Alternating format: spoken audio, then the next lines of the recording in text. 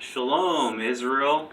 We're going to look at Genesis chapter 1, verses 14 through 19, where it's written, "And Elohim said, Let lights come to be in the expanse of the heavens, to separate the day from the night, and let them be for signs, and for appointed times, and for days and years.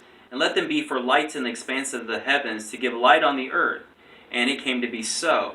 And Elohim made two great lights, the greater light to rule the day, and the lesser light to rule the night, and the stars. And Elohim set them in the expanse of the heavens to give light on the earth, to rule over the day and over the night, to separate the light from the darkness. And Elohim saw that it was good. And there came to be evening, and there came to be morning, the fourth day." We also read in the book of Psalms 104:19 that the moon was made for the Moedim, or the appointed times. And we also read in Psalm 89:37 that the moon is the faithful witness in the sky. And we'll find out later on as we study that Messiah's birth and his death, burial, and resurrection all are linked into the moon, that the moon's faithful witness to all those things, which are amazing. Now, what we want to look at today with the moon is the fact that the scriptures tell us that is the light of the sun and the moon for all these things over here: signs, appointed times, days, and years. And we want to focus on appointed times because this word appointed times ties into the plans of Yah and those 7 Moedim in the annual cycle, which we'll talk about here in a second. But why is the moon so important? Because all of these dates here are linked directly to the moon. You have to know when that first day of the moon starts in order to understand that Passover is on the 14th day of the first moon, or first month. So you have to know when that month starts in order to do it.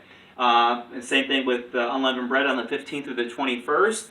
In the third month, it takes a little bit of a calculation. You got 7 sevens in one day, which will normally be on the 3rd, the 5th, the 6th, or the 7th day of the third month for a Feast of Weeks. But as the 7th month is really important, and it's going to be critically important here soon because we're going to be selling Yom Trua, which is on the first day of the 7th month. Meaning you need to know when that moon starts, the new moon.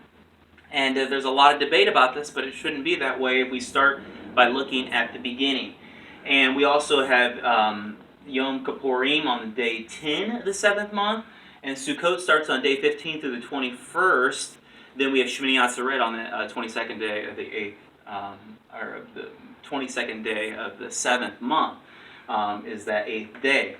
Now, with all this being said, when we go back and we look at Genesis, it tells us that the lights of the sun and the moon are for these appointed times and for signs. Obviously, this is something we can see.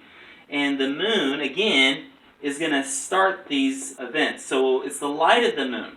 So here we have evidence right from the beginning. So when we look at Psalm 81, where it talks about blow the shofar on the new moon, we got to realize that it's referring to Genesis chapter 1. The light of the moon is for the appointed times.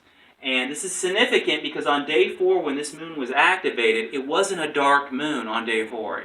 The first day this moon is activated, it has light on day 4. And this is highly significant. A lot of people haven't considered that right from the get-go, the moon had light on that day. It wasn't dark, it had light. And then in the morning, the sun came up, and there's light during the day. And this is really a key point. Now, down here, this is kind of hopefully will simplify this a little bit. This yellow line represents the moon.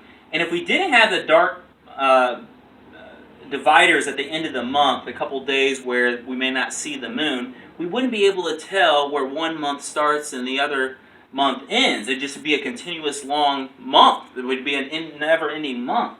Well, these dark dividers, or the end of the month, divide, but they're not the new moon itself. They're just dividers. It's the light that tells us, oh, that's a new moon, that's a new moon, that's a new moon, that's a new moon, that's a new moon, that's a new moon. It's the light is the sign for the appointed times. And this is a really huge point. And when we come back, we're going to be looking at Yom Trua and going step by step through it. Until next time, Shalom.